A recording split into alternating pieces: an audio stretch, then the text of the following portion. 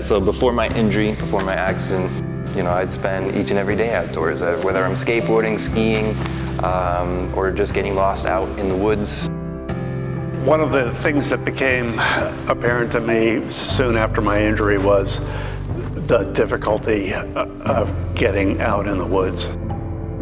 It's a question of where are trails accessible, what sort of equipment do you need, how much help do you need, and so forth. It's so important that the door to nature be held wide open for everyone to enjoy. Of course, I am human, and we all come from nature, and we all have a strong connection with nature. We're connected with nature and surrounded by nature. It just comes down to whether or not we can actually access nature. The outdoors is welcoming, but it's also not welcoming.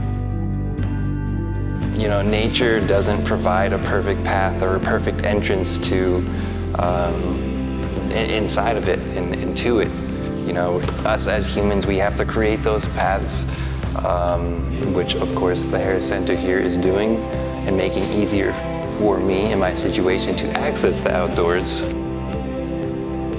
Nature's where my spirit lives. And even just being out in the woods and sitting is pretty therapeutic and pretty spiritually uplifting.